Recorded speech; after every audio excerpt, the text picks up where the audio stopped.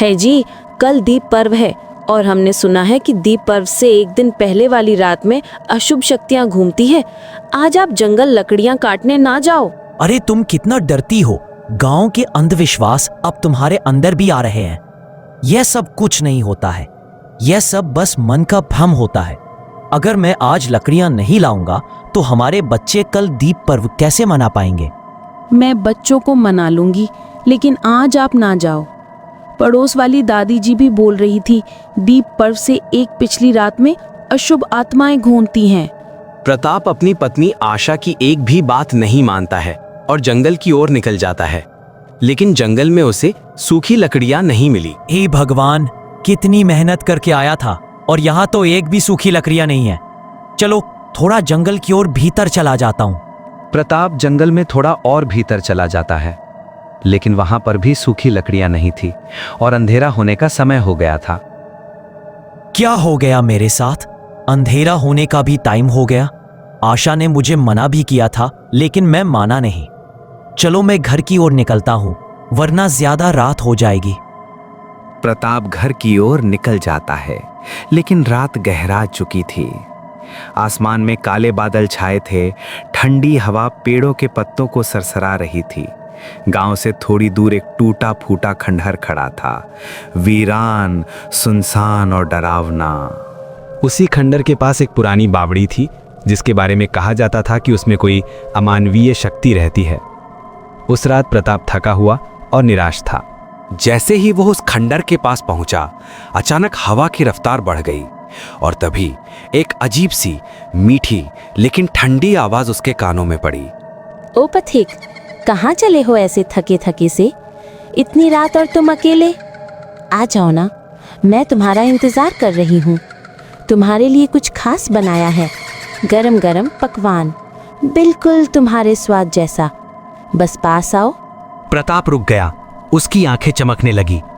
उसने चारों तरफ देखा, कोई नजर नहीं आया, पर उस आवाज में कुछ ऐसा था जो उसे खींच रहा था। हम कौन हो सकती रही है? मुझे पथिक कह रही है और पकवान भी बनाया है। वाह, मेरी आशा ने तो कभी ऐसी बात नहीं की। एक बार जाकर देखता हूँ। और फिर प्रताप चल पड़ा उस खंडहर की ओर, जहां अंधेरा और खतरा उसका इंतजार कर रहे थे। अरे तुम कहाँ हो? देखो तुम्हारा स्वामी आ गया। मेरी प्रिया, तुम मुझसे क्यों छुप रही हो? शर्माओ मत, बाहर आ जाओ। स्वामी जी, मैं यही हूँ, मुझे ढूंढिए। मैं तो यहीं पास में ही हूँ, ढूंढिए ना। आवाज तो यहीं से आ रही है, लेकिन ये औरत दिख क्यों नहीं रही? प्रिया, अब बाहर आ जाओ, देखो मैं आ गया हूँ। मैं तो यहीं नीचे बावड़ी में छुपी हुई हूँ। प्रताप उस आवाज का पीछा करते करते गांव के पुराने सूखे बावड़ी तक पहुंचता है। प्रताप धीरे धीरे उस सूखे बावड़ी के किनारे झांकने लगता है। चांदनी की रोशनी में बावड़ी के अंदर झांकता है।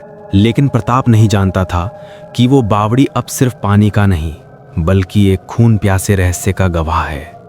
और जैसे ही प्रताप थोड़ा और नीचे झुका, बावड़ी के अंदर से अचानक एक काला सड़ा गला हाथ बिजली की रफ्तार से बाहर आया और उस हाथ ने प्रताप की गर्दन को जकड़ लिया। उसकी आंखें डर से फैल गईं, मुंह से आवाज तक ना निकल पाई और वो हाथ उसे खींचता चला गया। अरे मैं कहाँ आ गया? ये जगह इतनी अंधेरी, इतनी ठंडी। ओ भगवान, ये तो कोई गुफा लगती है। और ये कौन है सामने? तू कौन है? मैं तो अपनी प्रिया को ढूंढने आया था। ओ मेरे स्वामी जी, इतनी जल्दी भूल गए मुझे? मैं ही तो हूँ तुम्हारी प्रिया, तुम्हारी जान, तुम्हारी मोहिनी।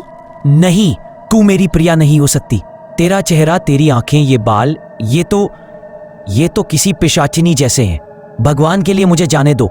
मेरी पत्नी घर पर मेरा इंतजार कर रही है। अरे, तुम इतनी दूर से आए हो, बिना कुछ खाए कैसे जाओगे? यहाँ से कोई भूखा नहीं जाता। ओह, तो तुम शायद कोई अच्छी पिशाचिनी हो। मैं तो बेवजह घबरा गया था। ठीक है, अगर तुम इतना कह रही हो तो खाना खा ही लेते हैं। वैसे पिशाचिनी जी, आपने क्या बनाया है खाने में? अभी तो खाना बना ही नहीं है मेरे स्वामी, लेकिन चिंता मत करो, सामग्री तो मेरे सामने ही बैठी है। हे भगवान, ये आज मैं कहाँ फंस गया? कोई है? कोई मुझे बचाओ। आज रात के खाने में तुम्हारा सिर है। आज तो मुझे ताजा मांस मिलेगा, तो खुद चलकर मेरी थाली में आया है। प्रताप के पांव के नीचे से जमीन खिसक गई। उसकी सांसें तेज होने लगीं। वो पीछे हटने लगा, लेकिन बहुत देर हो चुकी थी। पिशाचिनी एक भयानक चीख के साथ जमीन के नीचे बनी बावड़ी की गुफा में लौट जाती है और प्रताप वो भी अब अकेला नहीं था, क्योंकि अगली बारी उसकी